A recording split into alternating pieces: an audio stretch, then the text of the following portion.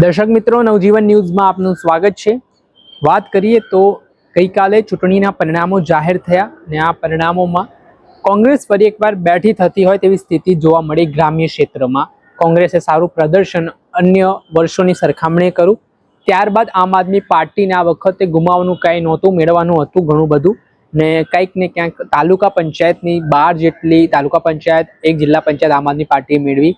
ભારતીય જનતા પાર્ટીનો પણ જબરજસ્ત પરફોર્મન્સ રહ્યો। મહાનગરપાલિકામાં 100ના સ્ટ્રાઇક રેટ સાથે, જિલ્લા પંચાયતમાં જોઈએ તો 95ના સ્ટ્રાઇક રેટ સાથે, એવા અલગ અલગ સ્ટ્રાઇક રેટ સાથે ભારતીય જનતા પાર્ટીએ પણ જબરજસ્ત શક્તિ પ્રદર્શન બતાડીને જીત મેળવી। ત્યારે આને લઈને હવે રાજ્ય સરકારના પ્રવક્તા જીતુ વાઘાણીનું નિવેદન સામે આવ્યું છે, જેમાં તેમણે વિપક્ષની આડે લેવાની શરૂઆત કરી છે। તેમણે કહ્યું છે કે વિપક્ષ દ્વારા માત્ર જૂઠાણું ફેલાવીને લોકોને ભરમાવવામાં આવ્યા અને ભારતીય જનતા પાર્ટીની જીત વિશે તેઓ વાત કરી રહ્યા છે કે વિકાસના કાર્યોને લઈને ભાજપ છે તે લોકો વચ્ચે ગઈને તેમને લોકોનો જનાદેશ મળ્યો, જન પ્રતિસાદ મળ્યો, તેના કારણે આ ઐતિહાસિક જીત છે તે ભાજપને મળી। સાથે જ તેમણે વિપક્ષને 2027ની ચૂંટણી પહેલા જે વોટ શેરની વાત હોય અને બીજા આક્ષેપો તેમણે કહ્યા કે વિપક્ષના લોકો દ્વારા જાતિગત રીતે એકબીજાને જાતિ સાથે લડાવવાના પ્રયત્ન કરવામાં આવ્યા ચૂંટણીમાં, તે બાબતે તેમણે હકીકત જાહેર કરવી જોઈએ તેવી વાત કરતા શું કહી રહ્યા છે રાજ્ય સરકારના પ્રવક્તા મંત્રી જીતુ વાઘાણી, તેમને સાંભળો। ખાસ કરીને સ્થાનિક સ્વરાજ્યની ચૂંટણીઓ એટલે કે તાલુકા પંચાયત, જિલ્લા પંચાયત, નગરપાલિકા અને મહાનગરપાલિકાની પરિણામો ગઈકાલે જ ઘોષિત થયા છે। પછી મંત્રીમંડળની પ્રથમ બેઠક માનનીય મુખ્યમંત્રી, જેમના ઉપર જનતાએ જે કામગીરી કરી છે એના ઉપર વિશ્વાસ મૂકીને મતો આપ્યા છે, એવા માનનીય મુખ્યમંત્રી ભૂપેન્દ્રભાઈના અધ્યક્ષ સ્થાને આજે મંત્રીમંડળની બેઠક મળી। ખાસ કરીને જે પ્રકારના જનતા જનાર્દનના પ્રેમને આશીર્વાદ ભારતીય જનતા પાર્ટીને મળ્યા છે,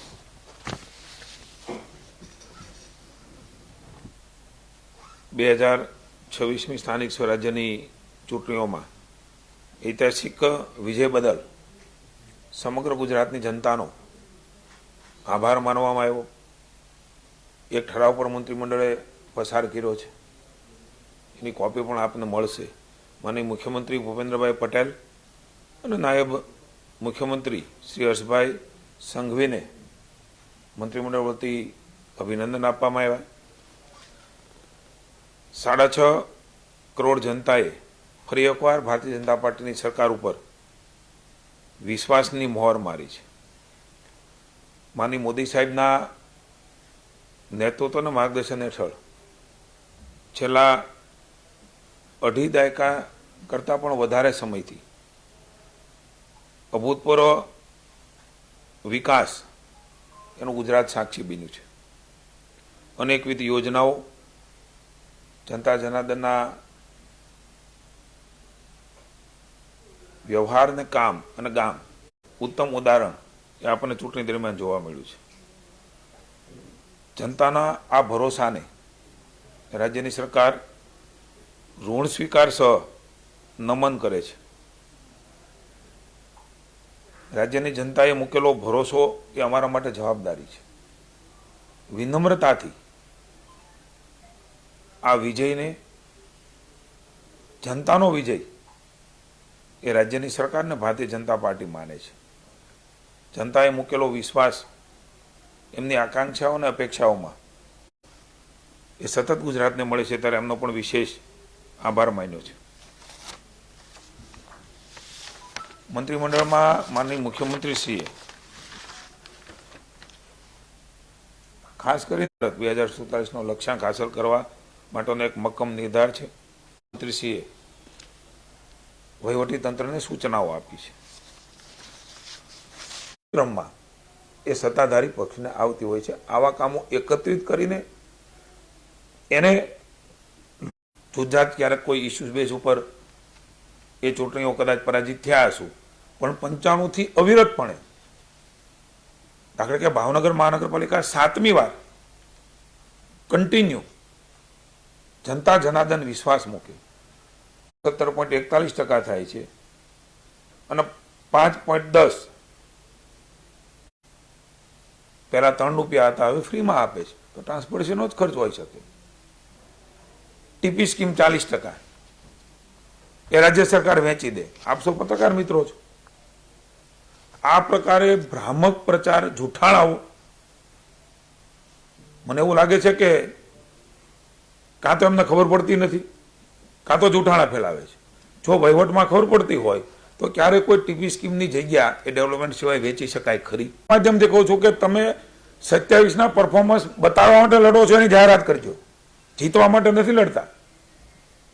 સમાજમાં જાઓ છો, કારણ કે જનતા જનાર્દને મોદી સાહેબ ઉપર ભરોસો છે, વિશ્વાસ છે.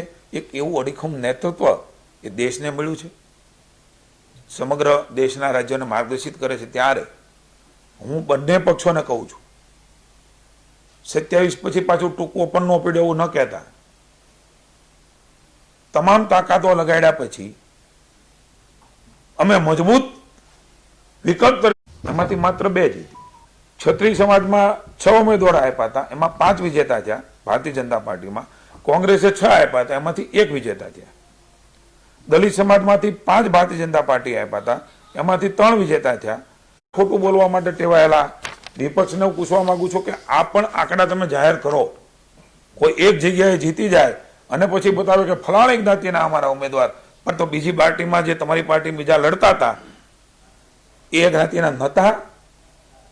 આ પ્રકારે ભરમાવીને જ્ઞાતિ, જાતિ, ધર્મ, સંપ્રદાયને લડાવવાના પ્રયાસો એ પણ આ ચૂંટણીમાં કરીને જે કાંઈ બાબત હશે તો એ જોઈશું. પણ કોંગ્રેસને માત્ર આ પ્રકારની વાતો કરવી છે. મેં આપના આંકડા આપ્યા છે, જ્ઞાતિના આપ્યા છે, ત્યાં આવ્યા, એનો જવાબ એ કોંગ્રેસે આપવાની જરૂર છે.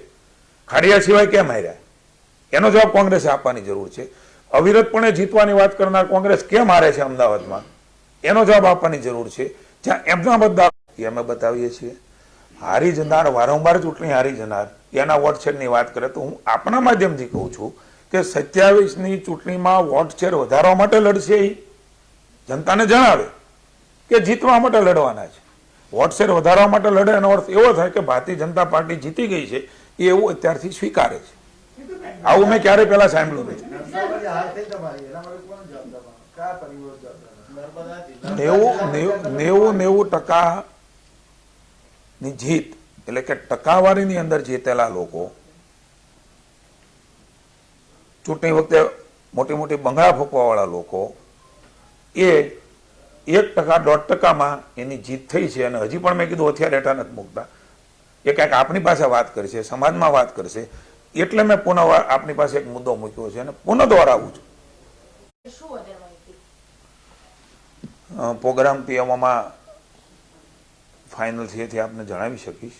ચર્ચાઓ છે પીએમઓમાં, ફાઇનલ જ્યારે પણ થશે ત્યારે તાત્કાલિક હું આપને ચોક્કસ સાહેબના પ્રોગ્રામની જાણ કરીશ. કારણ કે પીએમ ઓફિસમાં એમના આપણે સાંભળ્યા હતા રાજ્ય સરકારના પ્રવક્તા મંત્રી જીતુ વાઘાણી. હા, તેમનું મોટું નિવેદન સામે આવ્યું છે અને જે રીતે તેમણે આમ આદમી પાર્ટી અને કોંગ્રેસની જીત થઈ છે તેને લઈને જે પ્રતિક્રિયા આપી છે તેના કારણે રાજકારણ ગરમાયું છે. દર્શક મિત્રો, આવા જ વિડીયો જોવા માટે નવજીવન ન્યૂઝ જોતા રહો.